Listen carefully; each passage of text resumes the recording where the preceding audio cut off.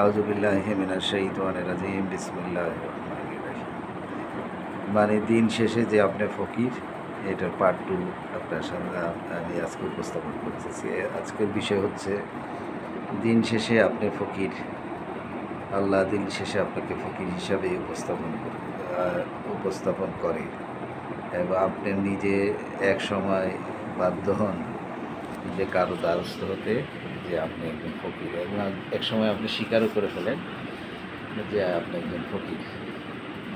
তো এইটা থেকে যদি বাঁচতে যান, যখন নিজেকে সমাজে ফকির হিসেবে প্রতিষ্ঠিত হবেন, বা ফকির হিসেবে এরকম করে মানুষ ফকির বলে না, যেমন হচ্ছে আপনি অনেক প্রচণ্ড মায়ার টানে আপনার সন্তানকে ঠিক মতো লালন পালন করেন, সব মায়ার টানে সন্তানকে অতিরিক্ত সব কিছু দিয়েছেন।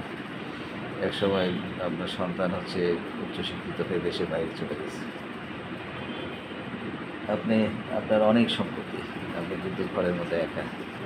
দিন শেষে তো আপনি ফকিরই আর কি। কেননা আপনার কাছে তো হচ্ছে আপনার সবচেয়ে বড় সম্পদ হচ্ছে আপনার সন্তান। সেই সন্তানগুলো আপনার কাছে নাই, আপনার নিয়ন্ত্রণে নাই, আপনার কাছে নাই, তারা আপনাকে আপনও মনে করে। তাহলে আপনার সারা জীবনের যে ইনভেস্টমেন্ট, সেটা আপনার হাতছাড়া হয়ে গেছে, তাহলে আপনি ফকির। আবার অনেকে অতিরিক্ত মায়ার কারণে নিজের ঘরে যে তার স্বামীকে সে মূল্যায়ন করে না। মানে একটা মানুষ, তো তার জীবনে যত রাগ, অভিমান, যত ছলনা একটা মহিলা তার স্বামীর উপর দেখে। আবার অন্য ক্ষেত্রে আবার উল্টাপিটেও হয়। যেমন একজন স্বামী হচ্ছে তার হচ্ছে জীবনের সকল রাগ, অভিমান, জ্বালা, যন্ত্রণা, বাহিরের সব যন্ত্রণা এসে তার মানে স্ত্রীর উপর, ওয়াইফের উপর দেখায়। তো হচ্ছে মানে নিজেরা নিজেদেরকে মূল্যায়ন করতে পারে না। কারণ হচ্ছে এই স্বামী স্ত্রীর সম্পর্কটা হচ্ছে আল্লাহ থেকে নির্ধারিত করা একটা আত্মার সম্পর্ক। এই সম্পর্কে হচ্ছে আমরা আমাদের হচ্ছে ছোটোখাটো ভুলের জন্য, অহংকারের জন্য, আত্মহংকার জন্য যেটা বলে, তারপরে হচ্ছে যেটা আমার না সেটা নিয়ে বড়াই করতে গিয়ে নিজের মধ্যে বন্ধ করে দেয়। তো হচ্ছে অনেক আছে, অনেক মহিলা আছে, তারা নিজের স্বামীকে মূল্যায়ন দেয় না, স্বামীকে দূরে দূরে রাখে। তারপরে নিজের সন্তান ধারণ করে না, বোনের ছেলে, ভাইয়ের ছেলে মেয়ে, বোনের ছেলে মেয়ে, ভাইয়ের ছেলে মেয়ে, এদেরকে গুরুত্ব দেয়। তো ওই বোনের ছেলে মেয়েরাই তো একসময় তার মা বাপেরই আপন হবে না।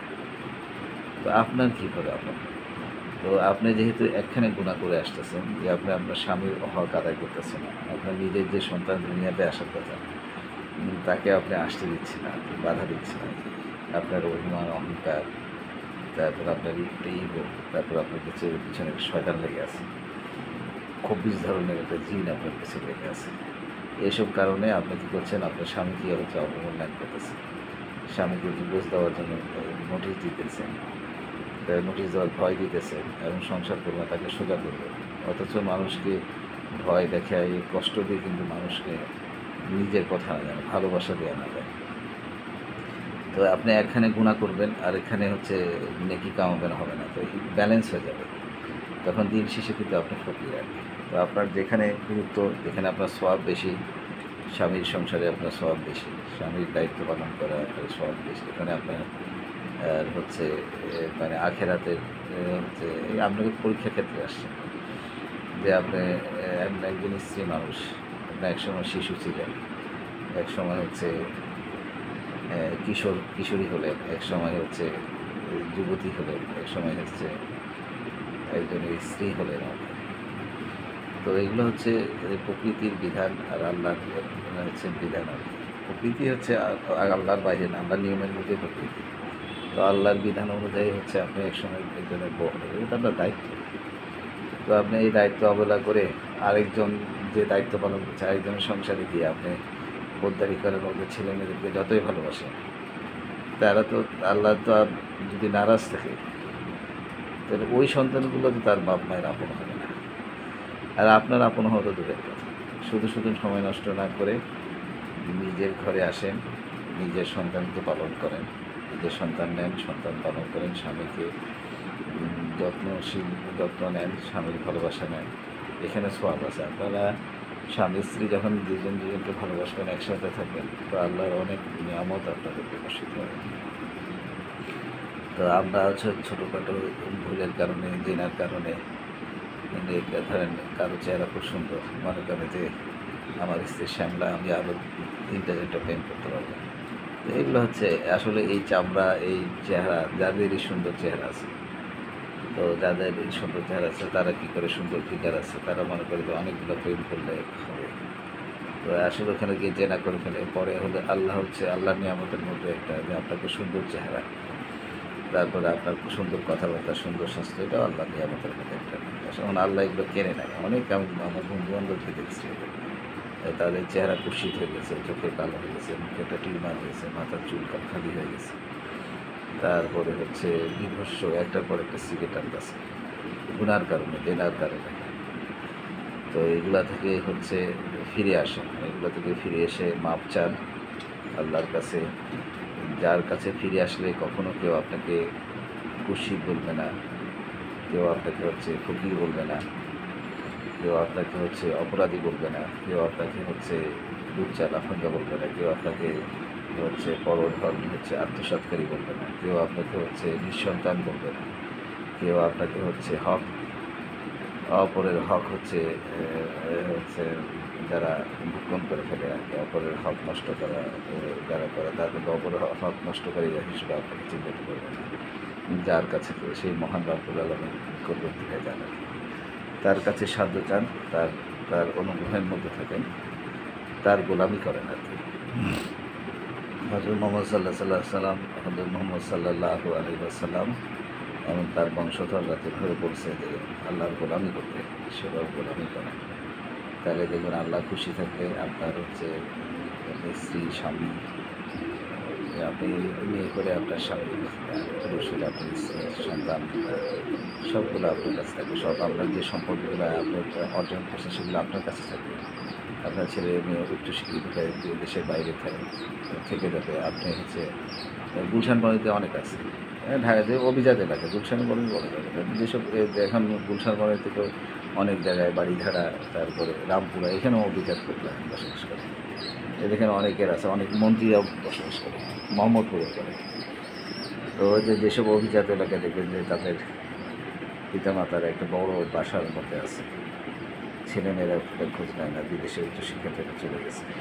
তারা হচ্ছে ওই যে বস্তির একটা কাজের মেয়ে, এসে তাদেরকে খাওয়ায়, সে খায়, তাকে পরিষ্কার করে দেয়, সে থাকে। তো সে পরমুখাপেক্ষী হয়ে গেছে আর কি, পরনির্ভরশীল হয়ে গেছে। তো সে আসলে ফকির হয়ে গেছে। তার কাছে সব কিছু আছে, কিন্তু দেখেন 100 দিন শেষ তার কাছে কিছু না। তার কাছে তার শক্তি নাই, তার বয়স নাই, তার হচ্ছে তারপরে তার ক্ষমতা নাই, চেহারা লাবণ্য নাই, বুড়িয়ে গেছে, হাঁটতে পারে না, সে বিছানা থেকে উঠতে পারে না, নিজের বাথরুম করতে পারে না। দিন শেষে সে তো ফকির। তো দিন শেষে ফকির যদি সে অসুস্থ, যখন একটা মানুষ অসুস্থ হয়ে যায়, তার 1 কোটি কোটি টাকা থাকলেও তার ওই টাকার কোনো দাম নেই, মানে সে তখন একদম সবচেয়ে বড় হচ্ছে ফকির। তো দিন শেষে হচ্ছে আপনি যে ফকির, এই জন্য আসলে প্রথম থেকে আপনি ফকির আর কি। আপনার জন্ম হয়েছে একজনের অনুগ্রহে আর কি। অনেকের আবার একজনের অনুগ্রহে, সৃষ্টিকর্তার অনুগ্রহে, আবার অনেকের অবদান, যাদেরকে আল্লাহ নির্দেশ দিয়ে গেছে। আপনি যখন জন্ম হয়েছে তখন তো আপনি নিজের খাওয়ারই খেতে পারবেন, আপনি এক নম্বর ফকির। তো আপনি যে মালিকের গোলাম, যার কাছে আপনি সবচেয়ে বড় ফকির, সেই মালিকের নিকটবর্তী হন। আল্লাহ রাব্বুল আলামিনের ইবাদত বেশি করেন, তার হচ্ছে প্রত্যেকটা নিয়ামতের শুকরিয়া আদায় করেন। আপনাকে সুন্দর চেহারা দিচ্ছে, সুন্দরভাবে কথা বলতে দিচ্ছে, একটা সুন্দর বাসায় থাকতে দিয়েছে, একটা সুন্দর কর্মস্থল দিয়েছে, অনেকগুলো সুন্দর লোকের সাথে আপনার কথা বলার সুযোগ দিয়েছে, বিভিন্ন দেশে ঘোরার সুযোগ দিয়েছে। এমনকি সর্বোপরি যে আপনি যে আল্লাহর শুকরিয়া আদায় করবেন, সেই সুযোগটাও আল্লাহ দিয়েছে। অনেককে দেয় না, অনেক গুনাহ করে, গুনাহ করার পরে আল্লাহ ওই টাইমটুকু দেন, টাইমটাও ওই সময়টুকু আল্লাহ দেয় না আর কি। তো দিন শেষে আপনি ফকির, প্রচণ্ড মায়ার মধ্যে থেকেন না, দায়িত্ব পালন করতে হবে, মায়ার মধ্যে থাকতে হবে। মায়ায় মানে মূল মন্ত্র হচ্ছে বাংলাদেশে না, সারা পৃথিবীর মানুষ হচ্ছে মায়ার কারণে অনেক সময় একদম ফকির হয়ে যায়। তো মায়া করেন হচ্ছে নিজের উপর করেন, নিজের উপর মায়া করলে সৃষ্টিকর্তা, কারণ নিজেকে সেটা জানবে। নিজের উপর মায়া করেন, তারপর নিজের স্বামী সন্তানের উপর মায়া করেন, মা বাবার উপর মায়া করেন, তারপর দেখবেন যে আপনি তারপরে সৃষ্টিকর্তার প্রতি এই হচ্ছে যে কর্তব্য পালন যে শুকরিয়া আদায় করেন, দেখবেন যে একসময় আপনি নিজেকে মনে করবেন যে আপনি আসলে সন্তুষ্ট, আপনি হচ্ছে দিন শেষে ফকির হলেও দুনিয়া থেকে রাজার মতো করে যাচ্ছে। তো সকলে ভালো থাকেন। লা ইলাহা ইল্লাল্লাহ মুহাম্মাদুর রাসূলুল্লাহ। যারা হচ্ছে ওই যে শ্রাবণ মাসে রোজা রাখতে পারেন নাই, তারা শ্রাবণ মাস বোধহয় আর অল্প কয়েকদিন আছে, তো রোজা রাখার চেষ্টা করেন। তো হচ্ছে মোহাম্মদ সাল্লাহ সাল্লাম আমাদের হচ্ছে জিম্মাদারের প্রতি আমাদের দায়িত্ব আছে, সেই দায়িত্বগুলো পালন করে লা ইলাহা ইল্লাল্লাহ।